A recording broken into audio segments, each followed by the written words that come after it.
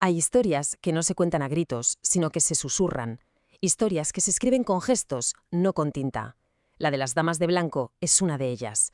Es la crónica de una resistencia que floreció donde nadie lo esperaba, armada únicamente con un gladiolo blanco. Vamos a conocerla.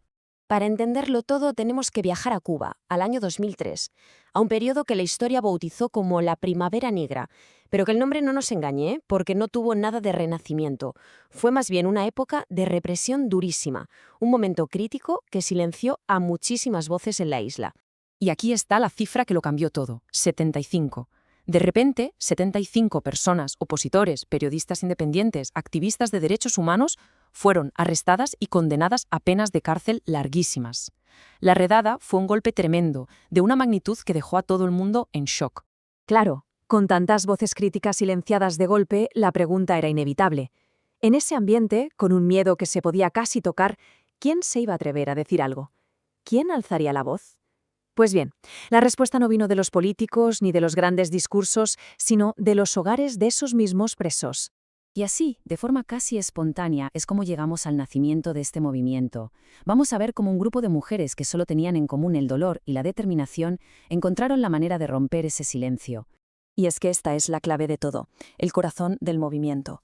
Mujeres como Laura Polán o Berta Soler no se juntaron por una ideología. Su motivación era mucho más visceral, más personal. Lo que querían era la libertad de sus familiares. Así de simple y así de potente.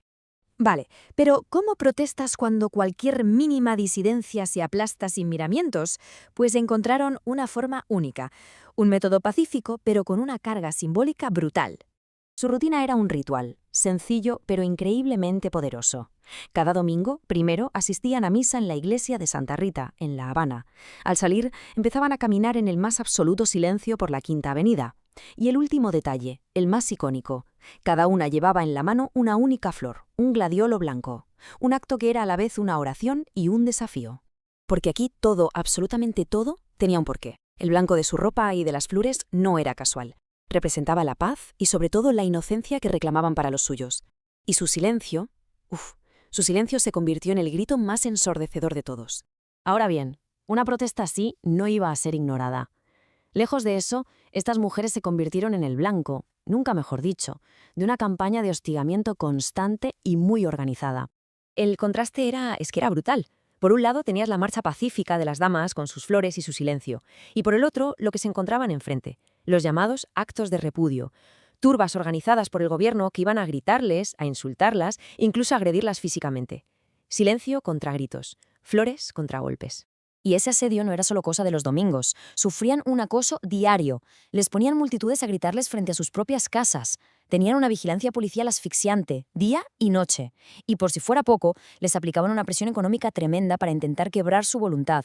Pero entonces pasó algo que seguramente las autoridades no se esperaban. A pesar de todos esos intentos por silenciarlas, por hacer que su lucha se quedara dentro de Cuba, su historia, su valentía silenciosa, empezó a resonar fuera. Cruzó el océano. Y llegamos a un año que marca un antes y un después para ellas, el 2005.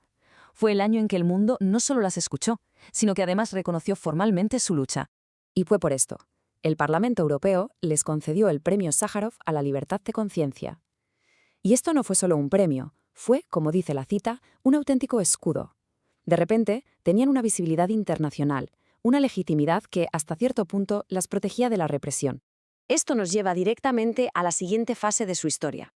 Porque lo increíble es que el movimiento no se detuvo cuando su objetivo original empezó a cumplirse. Al revés, se transformó, evolucionó. Entre 2010 y 2011, los últimos de aquellos 75 prisioneros fueron por fin liberados. Muchos, eso sí, forzados a irse del país. Para cualquier otro grupo, este habría sido el final. Misión cumplida, pero para ellas, no. No fue el fin de la historia. Si miramos esta cronología, vemos una capacidad de adaptación y de persistencia increíble. Nacen en 2003, tras la Primavera Negra. En 2005 reciben el reconocimiento mundial del Premio Sájarov. Entre 2010 y 2011 consiguen la liberación, pero justo en 2011 sufren un golpe durísimo con la muerte de su fundadora, Laura Polán. Y aún así siguen adelante, hasta enfrentar una nueva ola de represión después de las protestas de julio de 2021. Y aquí es donde se produce la gran transformación. Su misión evolucionó. se expandió. Dejaron de ser solo las esposas, madres y hermanas de los 75. Se convirtieron en un símbolo mucho más amplio, en la voz que exige la libertad para todos los presos políticos de la isla. Y con esto llegamos a la reflexión final. ¿Cuál es el legado de estas mujeres? Después de tantos años, ¿qué representa hoy ese color blanco en las calles de La Habana? La pregunta tiene todo el sentido del mundo, porque el contexto ha cambiado mucho, pero su lucha sigue ahí. ¿Qué implica hoy ponerse una camisa blanca y salir a caminar en silencio? Pues la respuesta es esa. Ser una dama de blanco hoy significa encarnar la persistencia. Es un acto que demuestra que a pesar de los años, de la represión y de las pérdidas, hay principios por los que vale la pena seguir caminando.